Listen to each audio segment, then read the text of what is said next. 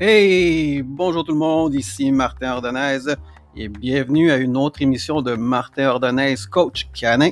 Merci de vous joindre à nous en espérant que vous êtes en train de passer une super belle journée. Merci aussi de partager nos émissions sur tous vos médias sociaux, comme ça on va pouvoir aider ceux qui en ont besoin.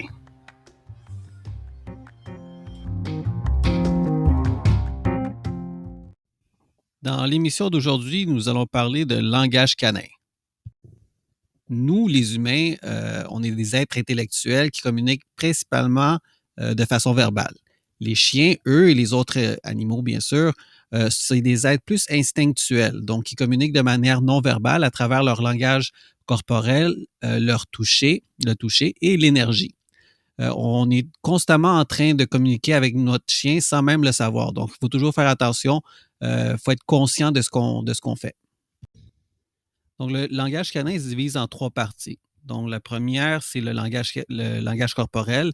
Donc, on regarde les oreilles, les yeux, le poil hérissé, la posture quand ils gonflent leur poitrine pour faire semblant qu'ils sont, se faire paraître plus gros, la queue levée. Donc, tout ça, c'est le langage corporel.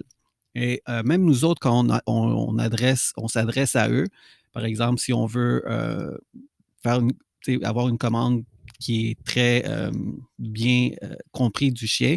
Donc, juste se tenir droit a un effet sur la commande.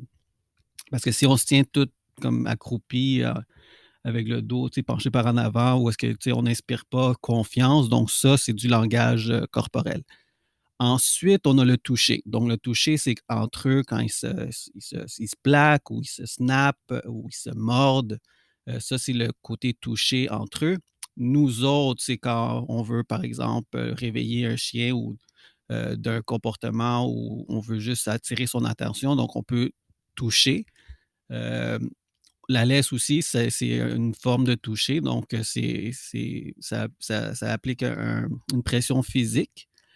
Ensuite, on a l'énergie. Donc, l'énergie, c'est ce que la plupart du monde oublie d'utiliser ou n'ont pas la connaissance que ça existe. Donc, c'est quoi l'énergie? L'énergie, c'est ce langage silencieux que tous les animaux ont. Et malgré les croyances qu'on a de nos jours, nous aussi, on a ça. Donc, notre énergie, comment on contrôle ça? Nous, c'est par nos intentions, nos émotions et nos pensées. L'exemple que j'aime donner quand je fais des consultations, c'est par exemple la personne qui a un chien réactif. Donc, c'est le temps de sortir, aller prendre une marche. Donc, la personne commence à stresser. Oh my God, il faut que j'aille sortir le chien. Donc là, stress niveau 1, le chien le perçoit et dit OK, il y a quelque chose qui ne va pas.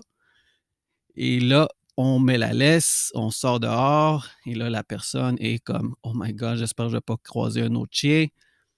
J'espère que je ne vais pas croiser un autre chien. Et là, comme de fait, loi de l'attraction, il y a un chien qui apparaît. Et là, stress niveau 2.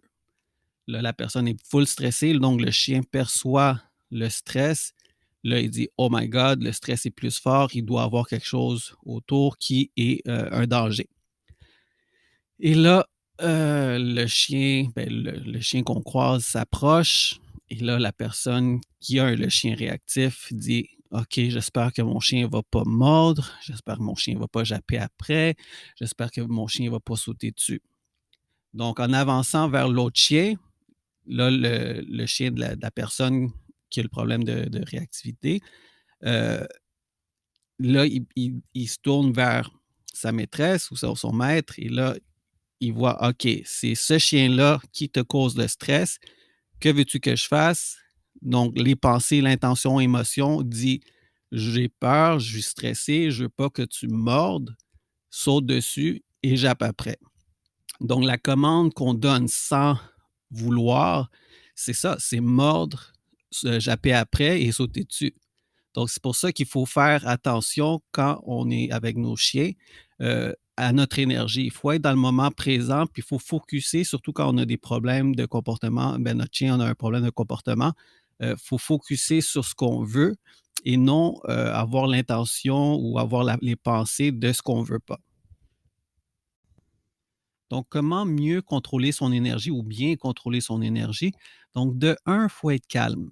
Donc, il faut calmer notre esprit. Il ne faut pas être en train de penser à ce qu'on va faire à souper ou qu'est-ce qu'on va faire la semaine prochaine ou qu'est-ce qu'on va. L'école, le travail, le stress. Donc, tout ça, il faut faire attention. Il faut mettre toutes les switches à off et être dans le moment présent. Ça va permettre à votre chien de comprendre que vous êtes là avec lui et ça va vous donner un petit peu plus d'autorité et ça va le faire sentir que vous êtes en contrôle. Donc, si jamais il y a du stress ou s'il y a besoin d'écouter un petit peu plus clairement, mais là, votre énergie euh, va émaner plus de confiance, va permettre à votre chien d'avoir plus confiance en vous.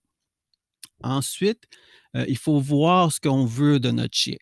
Donc, comme je disais dans l'exemple, la personne qui est en train de capoter avant même de sortir dehors.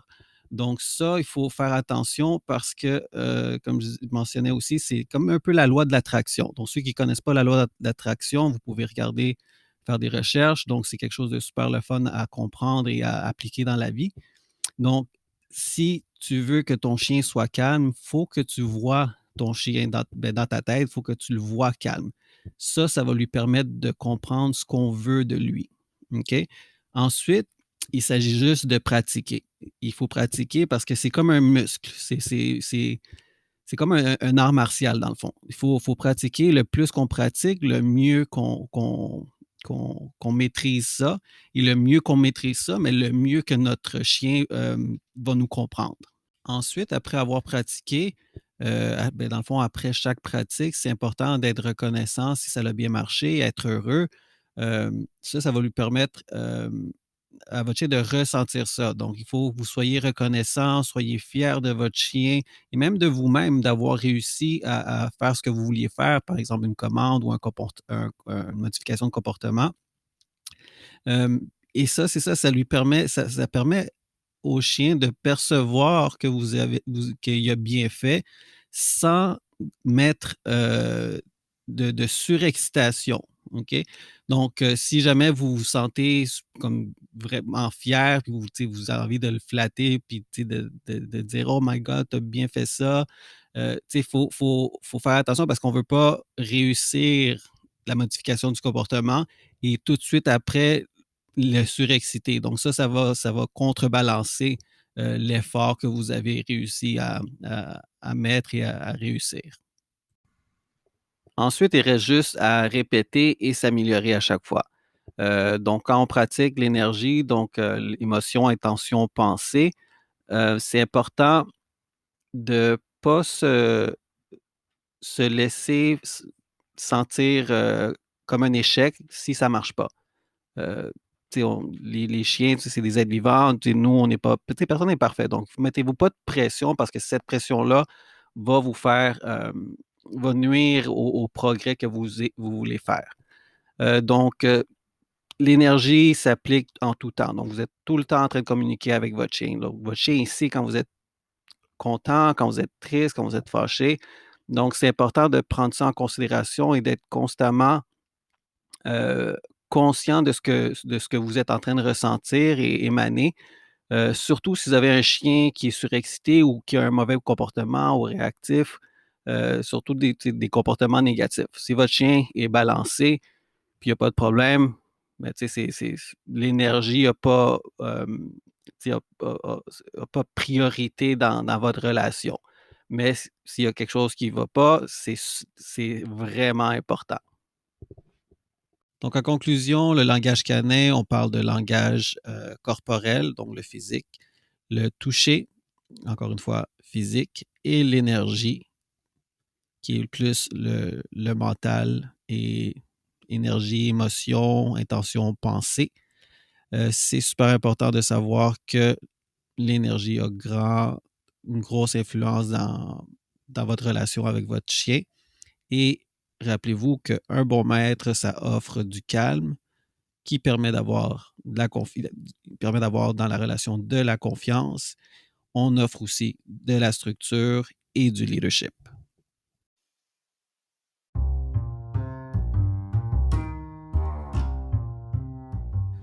Merci de vous avoir joint à nous. Merci encore de partager ce podcast sur tous vos réseaux sociaux. Rappelez-vous que votre chien est toujours en train d'apprendre et vous observe et étudie à travers vos mouvements, vos habitudes et vos émotions. Alors, soyez-en conscients.